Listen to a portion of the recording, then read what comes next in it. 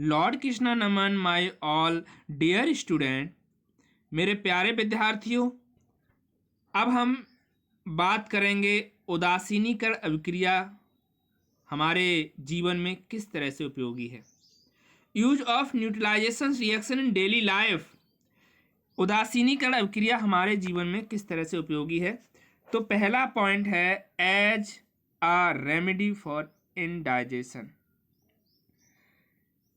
Hydrochloric acid is produce in the stomach. हमारे शरीर में जो स्टमक है वो क्या प्रोड्यूस करता है? HCl प्रोड्यूस करता है। Is essential for its proper functioning. यह प्रॉपर फंक्शनिंग के लिए बहुत ज़रूरी है क्योंकि ये डिग्रेड कर देता है कॉम्प्लेक्स फूड मटेरियल से सिंपल फूड मटेरियल में।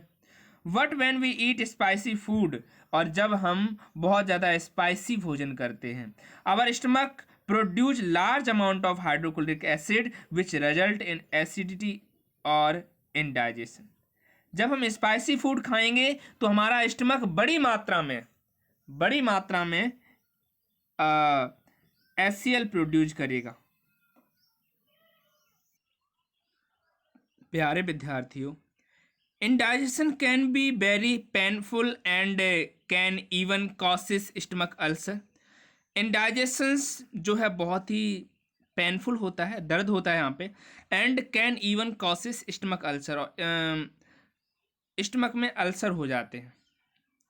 As base neutralize the effect of an acid. यदि हम ऐसे समय पर बेसिस की हेल्प लेते हैं तो यहाँ पर जो एसिड की मात्रा बढ़ गई थी वो उसे न्यूट्रलाइज कर देता है। Doctor give antacid. जो डॉक्टर्स हैं वो हमें एंटासिड लेने के लिए बोलते हैं। लाइक मिल्क ऑफ मैग्नीशिया, हम मिल्क ऑफ मैग्नीशिया लेते हैं कंटेनिंग मैग्नीशियम हाइड्रोक्साइड, जिसमें मैग्नीशियम हाइड्रोक्साइड होता है, टू क्योर इंडाइजेशन, जिससे कि डाइजेशन क्योर हो पाता है। ठीक है, तो एंटासिड क्या है? एंटासिड से हम जो एक्स्ट्रा HCl स्टमक में रिलीज हुआ था उसे हम न्यूट्रलाइज कर देते हैं। ठीक है, अदर पॉइंट है to cure ant and bee stings. कभी कभी मेरे प्यारे विद्यार्थियों हमें चींटियां और मधुमक्खियां काट लेती हैं क्योंकि इनके डंक में फॉर्मिक एसिड पर्याप्त मात्रा में पाया जाता है। फॉर्मिक एसिड जैसे ही सेल्स में इंजेक्ट होता है वहां पर सेल डिवीजन बहुत स्पीड में होने लगती है।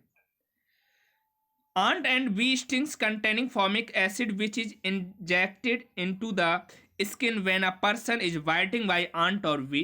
This causes pain, दर्द होता है, and swelling, सूजन भी आ जाती है। जब मधुमक्खी काटती है तो दर्द भी होता है और swelling भी आ जाती है। The effect of ant or bee stings can be neutralized by rubbing a base.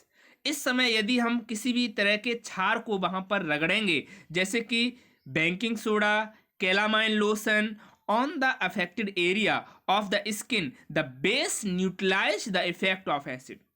तो जब हम वहां पर बेस का इस्तेमाल करेंगे तो वहां पर जो एसिड है वो कैसा हो जाएगा? न्यूट्रलाइज हो जाएगा।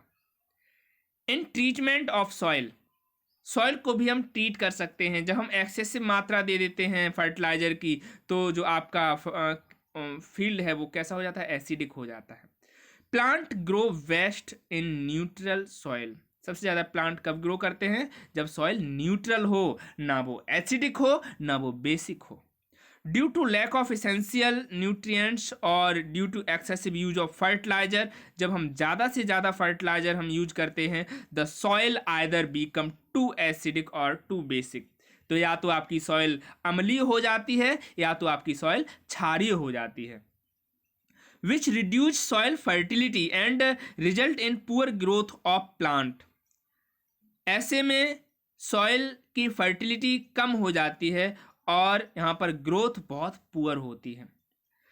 If the soil is too acidic, और यदि सॉइल ज़्यादा एसिडिक है, it is treated with basic, तो हम इसे बेस से ट्रीट करेंगे, like quick lime, calcium oxide, slaked lime, calcium hydroxide. These bases neutralize the acidic soil making in neutral. अगर एसिडिक हो गई है तो हम उसमें बेस मिलाएंगे, बेसिक हो गई है तो हम उसमें एसिड्स मिलाएंगे, एसिडिक मिलाएंगे, ठीक है। If the soil is too basic, बहुत ज़्यादा अगर बेसिक हो गई है, ऑर्गेनिक मैटर लाइक कंपोस्ट और मैन्योर इज एडिड। अगर बहुत ज़्यादा बेसिक हो गई है तो उसमें हम मैन्योर मिला देंगे। आपने देखा होगा किसान के पास मैन्योर बड़ी मात्रा में इकट्ठा होता है जो काऊ डंग से बनता है। It release acid in soil and neutralize the basic nature. ये एसिड रिलीज करेगा, जो काउडंग है, जो मैन्योर है, वो क्या रिलीज करेगा, एसिड रिलीज करेगा। और एसिड और बेस मिलकर दोनों कैसे हो जाएंगे, न्यूट्रलाइज हो जाएंगे। The basic nature of it दस making it neutral. Next point है टू ट्रीट फैक्ट्री वेस्ट। मैंने आपको बहुत बार बताया है कि जो बड़ी बड़ी फैक्ट्रियां हैं, जो इंडस्ट्रीज है, उनमें बहुत ज़्यादा पॉल्यूशन होता है। Factory waste are mostly acidic in nature. ज़्यादातर ये जो वेस्ट कंपनियों से निकलता है, फैक्ट्रियों से निकलता है, इसका जो नेचर है वो एसिडिक होता है। If they flow in water body, यदि ये पानी में से बहा देंगे, they causes harm to aquatic plant and animal. तो बड़ी मात्रा में जो जलीय पौधे हैं और जलीय जंतु हैं वो प्रभावित हो जाएंगे।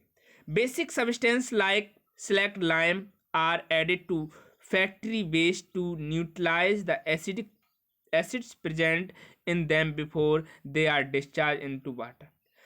जब भी हम नदी या नाले में इस तरह के किसी भी फैक्ट्री के वेस्ट को बहाएंगे तो पहले हम उसे कैसा करेंगे, न्यूट्रलाइज करेंगे। हम उसमें से जितने भी पॉल्यूटेड सब्सटेंस हैं उन्हें हम अलग करेंगे। उसमें बेसिक होगा तो पहले हम उसमें एसिड्स मिला के उसे न्यूट्रलाइज कर देंगे, जिससे कि जलीय जीव जंतु प्रभावित ना हो। आपको पता है कुछ दिन पहले ही यमुना रिवर में जब इस तरह से मेट्रो एंड मेट्रो इंडस्ट्री से कुछ केमिकल्स को बहा दिया गया था तो 1 किलोमीटर की सारी मछलियां मर गई थी, जिसके ऊपर काफ़ी बवाल हुआ था। तो ये आप मोस्टली न्यूज़ में देखते रहते हैं। ओके स्टूडेंट, बहुत बहुत धन्यवाद, थैंक यू।